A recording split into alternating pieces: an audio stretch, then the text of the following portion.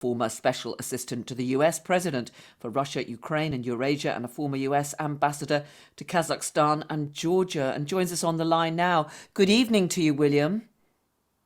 Good evening, Carol. Really good to have you with us. What do you make of this warning that has apparently gone out to NATO countries that President Putin may be moving equipment as the start of a process of perhaps test firing some form of nuclear weapon near to Russia's border with Ukraine? It's still too early to tell whether something like this is going to take place. But because there's been so much loose talk in Moscow about nuclear weapons, use of nuclear weapons, not only by President Putin, but by propagandists recently, that it's only prudent for NATO to encourage its member states to keep a close watch out for what may be taking place. Given the opposition, though, that we're seeing in Moscow in the last few days and weeks, actually, to the mobilization and in the deranged speech that President Putin gave last Friday, there may be some internal disruptions taking place in Moscow that may also be a factor in this.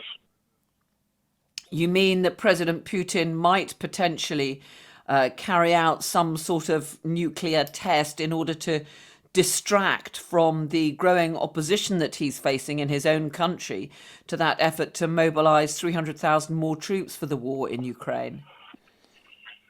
That theoretically might be a possibility, but I think a greater issue would be whether there are going to be challenges now to Putin's activities, his threats, and whether he's going too far, because we have a combination of military setbacks in Ukraine, both in Kherson now and around Donetsk and Luhansk, further to the north, and popular opposition to the conscription order, the mobilization order that Putin has ordered. So a combination of those seem to be unsettling the political scene a little bit. And so I wouldn't be surprised to see whether there are more uncertainties now about Putin's hold on power than there were earlier. Do you really think that the protests we've seen, and indeed the criticism from some who are seen as on the military, hardline military right wing within Russia, do you think that could actually lead to some sort of challenge against President Putin? It's too early to tell. There's too much uncertainty. We have seen, though, in the past, in Russia's past, so after the loss in the Crimean War in the 1850s, after the loss of the Russo-Japanese War in 1904 and 1905, after retreats in World War I, each time Russia underwent some kind of political disruption. We could be seeing something like that again when the Soviets withdrew from Afghanistan, that losing war. That was one of the factors that caused the Soviet Union to collapse in many people's assessment. So right now, this is not a good time for those who are in power to be able to convince people that they are the only people who should retain power.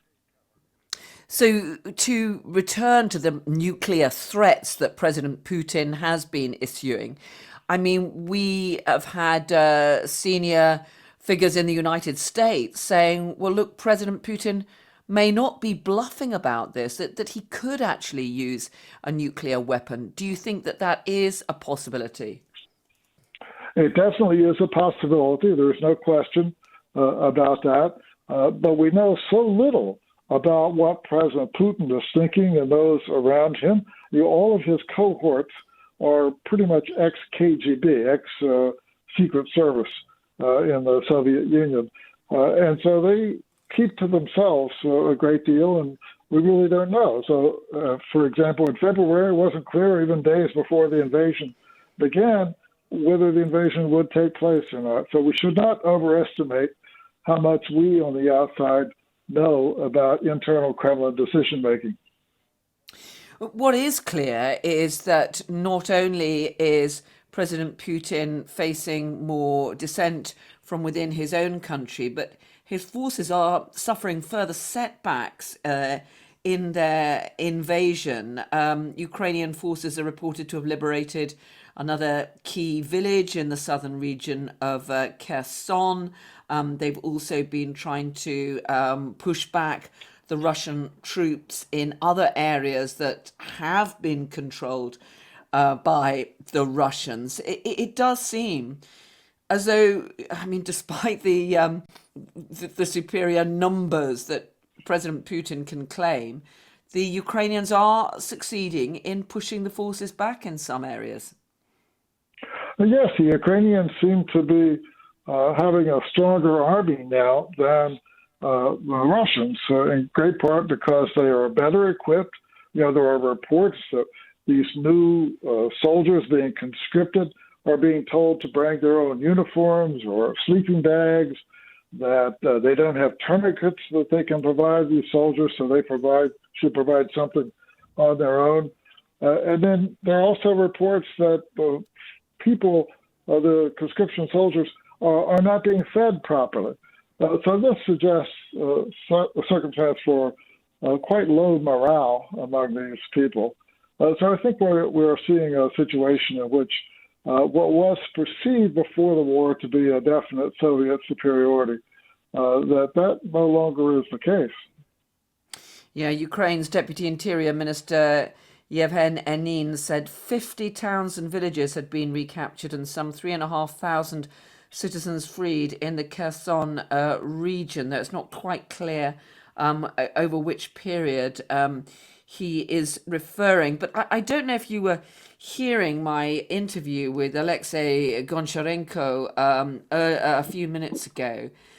He was saying that if indeed President Putin does attempt even a nuclear test, as opposed to some form of actual nuclear strike, that should prompt NATO into a very strong response, perhaps even sending forces to attack the Russians on Ukrainian soil. Do you think that is something that could happen?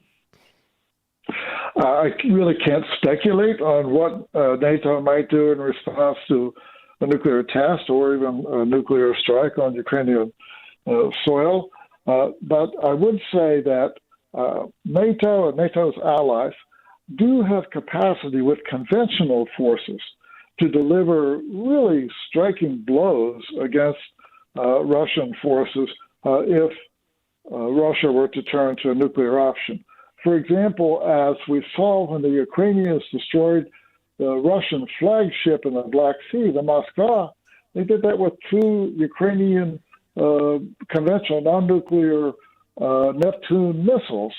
Well, Russian warships all around the world are vulnerable to attacks by non-nuclear missiles. So the West would have a considerable range of possibilities that are non-nuclear to deliver what would be quite devastating blows if Russia were to go the nuclear route. But of course, until now, NATO has been very clear that it will not get drawn directly into conflict with Russian forces. Yes, that's quite true. But a Russian use of a nuclear weapon or conduct of a nuclear test, that could change circumstances quite considerably, and NATO might feel the need of a stronger response in order to deter further Russian use of nuclear weapons. Now, another important issue for nuclear is what would Russia accomplish with a nuclear weapon? It's pretty clear that it won't scare everybody into stopping resistance to Russia's aggression, although the Kremlin may think it would do that.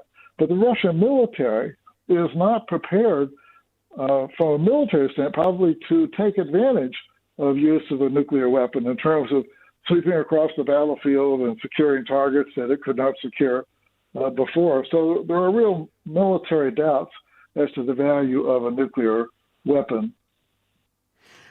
And just finally, I mean, as you say, it's very difficult to read President Putin's mind, but presumably the strategic thinking behind this and the way that Western military analysts are looking at this is to say that the more difficulties Putin is facing at home, the more his troops are being pushed back on the ground in Ukraine, the more likely it could be that he might attempt to carry out some of the threats that he has made. I would not say that. So in some circumstances, when the Russians have had setbacks, rather than lash out, they have retreated. So, for example, the first major setback in the war was when Russian forces had to retreat from their effort to seize the capital, Kiev, at the outset. And they retreated. They did not lash back in some stronger way. So people should be careful about predicting how Russia may react to a certain tactical development on the battlefield. What the Russians call the correlation of forces, an amalgam of power and influence, is moving against Russia, and it's moving against the Kremlin inside Russia. So it may be that Russia will have to accommodate itself to a decline in correlation of forces rather than trying to take some step that would leap ahead of everything, such as nuclear use.